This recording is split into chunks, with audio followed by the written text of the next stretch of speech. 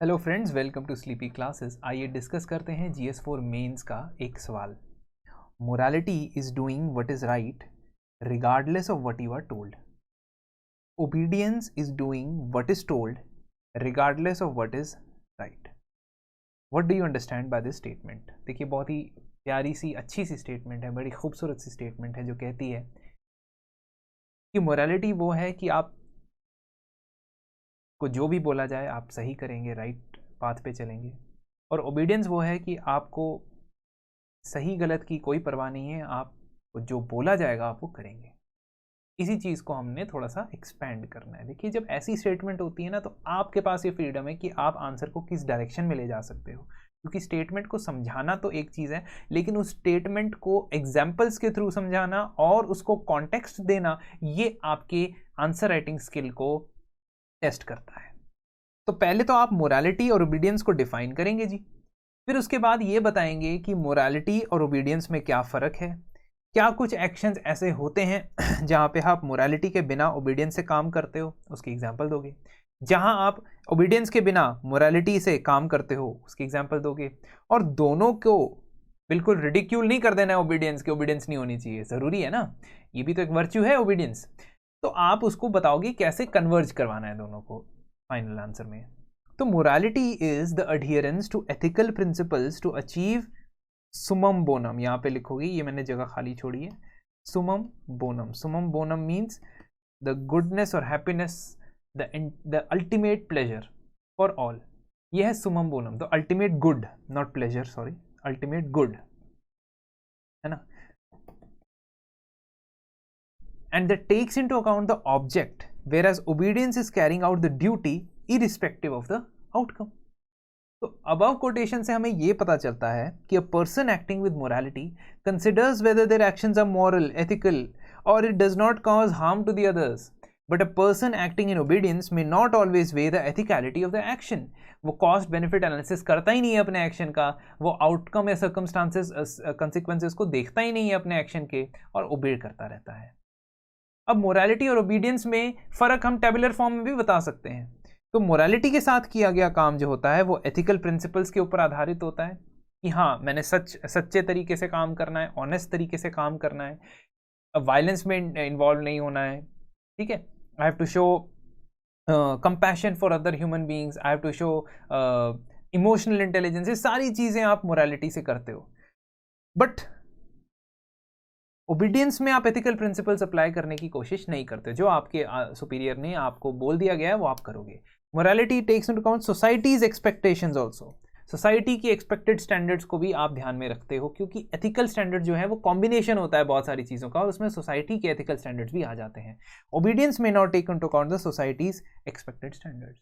Morality adheres to the deontological principle. Deontological principle कहता है कि किसी भी एक्ट को जज करना है कि वो सही है या गलत, तो आप ये देखोगे कि वो एक्ट अपने आप में एक सही एक्ट है या गलत एक्ट है।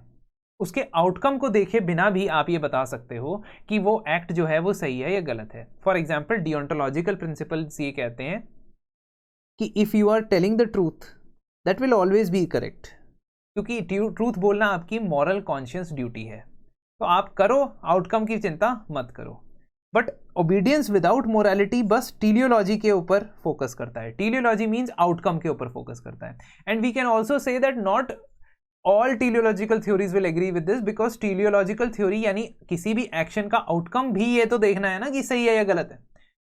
लेकिन यहाँ पे टीलियोलॉजिकल थ्योरी भी कुछ हद तक अप्लाई होती है ओबीडियंस के पर्सपेक्टिव में, क्योंकि आप means of doing the thing नहीं देख रहे हो, आप किस तरीके से ओबे कर रहे हो, क्या ओबे करते हुए आपने कोई लॉ तोड़ा है या नहीं तोड़ा वो नहीं देख रहे हो, आपने जो कह दिया आप करोगे, है ना। अब उसका अंजाम जो है, आउटकम जो है, बुरा अच्छा कुछ भी हो सकता है। Moral actions are taken with due regard to the implications and ethical implication नहीं देखी जाती। तो ये वही बात है, 3 पॉइंट में भी आप लिख सकते हो फटाफट से। अब कुछ सिचुएशंस ऐसी होती है जहां पे ओबीडियंस विदाउट मोरालिटी देखी जाती है और उसका आउटकम भयानक भी होता है, जैसा हमने नाजी जर्मनी में देखा। तो हमने basic moral principles, human rights के प्रिंसिपल्स, ह्यूमन डिग्निटी के प्रिंसिपल्स, इक्वालिटी के प्रिंसिपल्स, कंपैशन के प्रिंसिपल्स को फोरगो कर दिया, सिर्फ ओबीडियंस के पीछे चलते रहे। तो नाजी जर्मनी के अंदर हम देखते हैं कि 6 मिलियन ज्यूज को मार दिया गया हिटलर के द्वारा। So administration followed the orders and carried out Holocaust without questioning such acts on ethical grounds. और वो भी बेसिक फंडामेंटल एथिकल ग्राउंड्स जो किसी भी रिलीजियस बुक में, किसी भी बाइबल में, कुरान में, भगवत गीता में आपको मिल जाएगा. Morality without obedience is problematic. Why? Because कई बार अगर आप सोसाइटी के मॉरल्स को ही सबसे ऊपर मानते हो, सोसाइटी के बने हुए नॉर्म्स को ही सबसे ऊपर मानते हो, तो इसको आप रिकंसाइल नहीं कर सकते कई एथिकल प्रिंसिपल्स के साथ. For example, untouchability was considered moral at one point of time and prevention of untouchability had to be brought by making a law. तो आपको ओबीडियंस लेके आने के लिए मॉरल्स को बदलना पड़ा. आप चाहते थे लोग आपको ओबे करें. देखो, समझ रहे हो ना, मोरालिटी विदाउट ओबीडियंस. आप चाहते थे लोग आपको ओबे करें. आप मतलब द स्टेट और द गवर्नमेंट और the authorities, they wanted that people should not practice untouchability. But लोग अपनी मोरालिटी छोड़ने के लिए तैयार नहीं थे, क्योंकि उनकी मोरालिटी कहती थी कि अनटचेबिलिटी एक पुरानी चलती हुई प्रथा है जो चलनी चाहिए. अब उसको हटाने के लिए आपको फोर्सिबली ओबे करवाना पड़ा उनको. तो कहने का मतलब कि morality without obedience is also sometimes problematic. Obedience is necessitated irrespective of morality. For example, war के अंदर security of the nation is Paramount and killing is justified. A soldier has to follow the orders irrespective of his moral or ethical position. So ethics is determined by the end result, which is winning the war. अब कई बार war के time पे आप देखते हो कि obedience के चलते लोग ह्यूमन राइट्स वायलेट कर लेते हैं, इनोसेंट लोगों को या सिविलियंस की जान भी चली जाती है, और यही चीज जो है प्रॉब्लम क्रिएट करती है ओबीडियंस विदाउट मोरालिटी की. अब सोसाइटी में मोरालिटी और ओबीडियंस दोनों ही जरूरी है, क्योंकि केओस अगर आपको चाहिए, ऑर्डर अगर आपको चाहिए. ये थोड़ा सा मुझे डरकाइम जैसा लग रहा है, सोशियोलॉजी के स्टूडेंट समझ पाएंगे. डरकाइम का एग्जांपल दिया है. डरकाइम कहते थे कि सोसाइटी में नॉर्म्स के हिसाब से ऑर्डर बनता है, उससे कलेक्टिव कॉन्शियस बनता है. तो अगर आपको ऑर्डर चाहिए सोसाइटी के अंदर, तो आपको दोनों मोरालिटी और ओबीडियंस चाहिए. For example, during national lockdown the police personnel helped migrant labourers who were in distress. And to help these migrants in abiding the law, temporary housing, quarantine shelters, food and medical aid was provided. This is a perfect example where both morality as well as the obedience have come into place, because the people are being forced to obey the orders, but along with that morality भी showcase की जा रही है कि यहाँ पे लोगों की मदद की जा रही है. Similarly, public service में obedience का मतलब ये नहीं होता अगर आप पब्लिक सर्वेंट हैं, अगर आप सिर्फ और सिर्फ सुपीरियर के ऑर्डर्स को ओबे करते हैं बिना रैशनली चेक किए कि क्या ये मॉरली करेक्ट है या मेरी ड्यूटी के हिसाब से है या नहीं है, तो आप अपना काम सही तरीके से नहीं कर रहे हैं. You are not dedicated to the public service. तो दोनों का कॉन्सेप्ट होना चाहिए. ओबीडियंस भी जरूरी है क्योंकि इससे सोसाइटी में डिसिप्लिन बना रहता है, ऑर्डर बना रहता है, लेकिन आप मोरालिटी को फोरगो करके सिर्फ ओबीडियंस में नहीं जा सकते.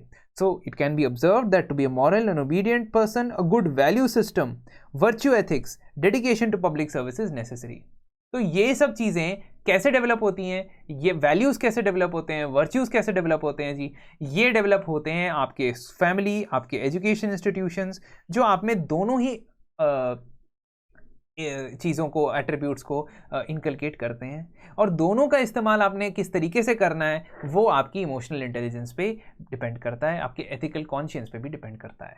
इस तरीके से आप इस आंसर को कंक्लूड कर दें. यहां पे क्या होगा, इस प्रोग्राम में 48 डेज तक आपको एक एक क्वेश्चन हर रोज मिलेगा, और मैं इस कोर्स के दौरान आपको बताऊंगा कि इस हफ्ते आपने एक एक क्वेश्चन करना है या इस हफ्ते आपने 3-3 क्वेश्चन करने हैं. ठीक है, आपको गाइडेंस प्रोवाइड करूंगा साथ के साथ कि पहले 3 हफ्ते में आपको कहूंगा कि अभी आप एक एक क्वेश्चन ही करो एक दिन में, लेकिन फिर उसके बाद मैं आपको स्पीड बढ़ाने के लिए भी कहूंगा. मैं कहूंगा कि आज एक ही दिन में 3 क्वेश्चन लिख दो और सबमिट कर दो. ठीक है, so that guidance and mentorship will be available in this. Secondly, हर एक क्वेश्चन को आपको इवेल्युएट करने के बाद मैं हर हफ्ते एवरी वीक एक लाइव सेशन लूंगा. इस लाइव सेशन के दौरान मैं आपको जिस पर्टिकुलर सब्जेक्ट के टॉपिक है, जैसे GS 1, 2, 3, 4, तो 12-12 क्वेश्चन हर एक में से होंगे, तो सभी टॉपिक के सोर्सेज भी डिस्कस करूंगा और वैल्यू एडिशन भी डिस्कस करूंगा. साथ ही साथ आपको बताऊंगा कि इंट्रोडक्शन, बॉडी, कंक्लूजन में क्या क्या चीजें फायदेमंद रहती. From my personal experience of writing test and everything मैं आपको बताऊंगा. Also what I've learned from talking to other UPSC aspirants, मेरे जो दोस्त रहे हैं, जो सर्विसेज में भी गए हैं, उनसे भी डिस्कस करके ठीक है, लेकिन एक स्ट्रक्चर होता है यहाँ पे, इसलिए आपको मैं इनवाइट कर रहा हूं कि आप ये बैच ज्वाइन करें।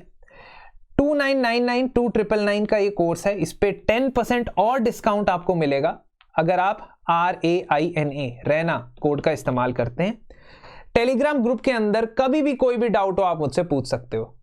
48 डेज के जो बिल्डिंग है, आंसर बिल्डिंग प्रोसेस है, आंसर को बनाने का जो प्रोसेस है वो आपको निखर के डेवलप होके आपको मिलेगा। मैं आपको गारंटी देता हूं, मेरे कई स्टूडेंट्स जो हैं वो स्टार्टिंग में they were very hesitant in how to start, how to write, how to implement, how to improve on the answer. पर वो जो ब्रेनस्टॉर्मिंग होती है, मैं आपके साथ ब्रेनस्टॉर्मिंग करूंगा इन सेशंस के दौरान। तो प्लीज अगर आप इंटरेस्टेड हैं तो आप हमारे नंबर्स पे और हमारी ईमेल आईडी पे कांटेक्ट कर सकते हैं। बैच 18 दिसंबर से शुरू हो रहा है और फरवरी की स्टार्टिंग तक खत्म हो जाएगा। 48 डेज कैलकुलेट कर लो अपने हिसाब से। तो अगर आप प्रीलिम्स भी लिख रहे हो, 2024 का प्रीलिम्स भी लिख रहे हो, तो आपके लिए आइडियल टाइप में खत्म हो जाएगा। क्योंकि मैं ऐसा स्टूडेंट, मैं खुद कैंडिडेट रह चुका हूं, तो मैं ये नहीं कहूंगा कि भाई तुम अप्रैल तक जो है मेंस के आंसर लिखते रहो, है ना, ये तो बेवकूफी होगी, it will be stupidity, you keep on writing till April and May में पेपर है। बट फरवरी में खत्म करके फिर फरवरी, मार्च, अप्रैल, मई, 4 महीने आराम से आप एक्सक्लूसिवली प्रीलिम्स को भी दे सकते हो।